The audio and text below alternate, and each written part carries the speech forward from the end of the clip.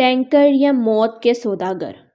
موت برحق ہے اور ہم سب یہ مانتے اور جانتے ہیں کہ موت ایک دن مقرر ہے، مگر یہ کبھی نہ سوچا تھا کہ موت ٹینکروں کی صورت میں کراچی کی سڑکوں پر انتظامیہ کی اشیرباد سے یوں دوڑنے لگے گی۔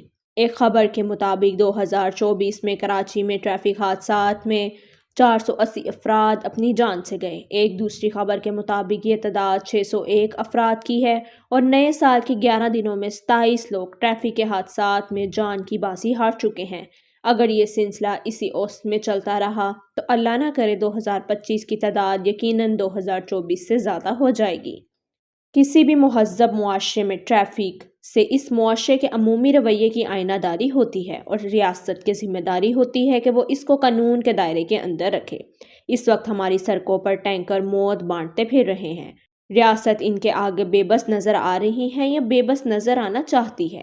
دنیا کے کسی بھی بڑے شہر میں ہیوی ٹریفک کے اوقات مقرر ہوتے ہیں جس میں وہ شہر سے گزر سکتے ہیں اور یہ عموماً رات سے لے کر صبح تک ہوتا ہے تاکہ روزمرہ کے شہری زندگی میں خلل پیدا نہ ہو۔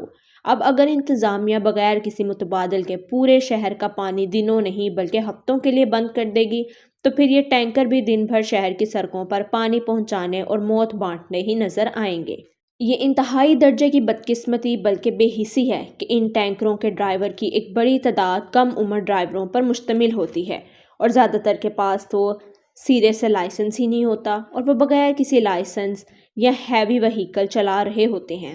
ہاں، اگر کوئی لائسنس ان کے پاس ہوتا ہے تو وہ لائسنس ٹو کل ہوتا ہے جو انگریزی فلموں میں صرف جیمز بانڈ کے پاس ہوتا ہے اور وہ بھی اس کو خاصی تربیت کے بعد ملتا ہے، جبکہ ان ٹینکروں کے ڈرائیور یہ کام بھی بغیر لائسنس کے کر رہے ہیں۔ ٹینکروں کے شہر میں داخلے کے اوقات مقرر ہوں اور اس پر سختی سے عمل درآمد کروایا جائے۔ اسکول اور دفتر کے جانے والے اور آنے والے اوقات میں ٹینکروں کو سڑک پر آنے کی اجازت نہیں ہونی چاہیے کیونکہ اس وقت لوگ جلدی میں ہوتے ہیں اور حادثات کا تناسب ان اوقات میں زیادہ ہوتا ہے۔ تمام ٹینکر کے اداروں اور ٹھیکیداروں کو پابند کیا جائے کہ وہ صرف لائسنس یافتہ ڈرائیوروں کو نوکری پر رکھیں گے اور نشے کے عادی افراد کے خلاف قانونی چارہ جوئی ہونی چاہیے۔ تمام ٹینکروں کی وقتاً فوقتاً جانچ پڑتال ہونی چاہیے کہ ان کے بریک اور دیگر پرزوں کی کارکردگی کو جانچا جا سکے۔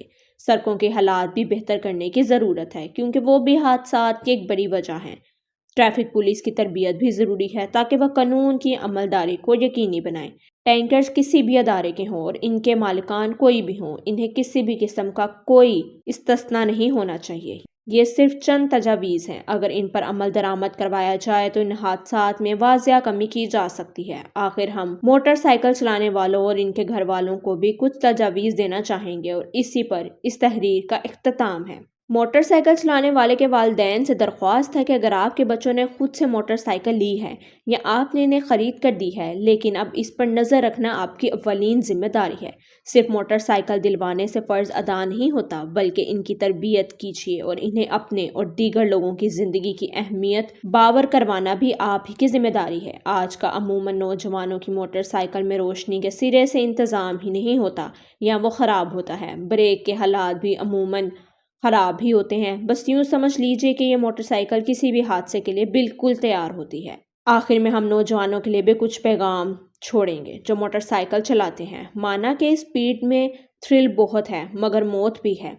قانون توڑنا بہادری نہیں بلکہ قانون پر عمل کرنا بہادری ہے۔ بہادری ایک حد میں رہے تو خوبی ہے ورنہ بہادری کی انتہا حماقت ہے۔ خدا را بے جا رفتار سے خود کو بچائیے اور اپنی زندگی کی قدر جانیے۔ آپ اپنے گھر والوں اور ملک کا مستقبل ہیں اور اسے یوں تھوڑی اسی عجلت کے لیے برباد کریں گے۔ ہمت کر کے ایک دن اس بات کا تصور کیجئے کہ آپ کی لاش کسی ٹریفک حادثے کے نتیجے میں آپ کے گھر لائی گئی ہے اور پھر خود دیکھیے کہ آپ کے گھر والوں پر کیا بیتتی ہے اور ان کا کیا حال ہوتا ہے۔ اگر آپ نے ایک دفعہ تصور میں ہی اس کو دیکھ لیا تو اگلی دفعہ آپ کا ہاتھ ایک مخصوص اور قانونی رفتار سے آگے نہیں جائے گا۔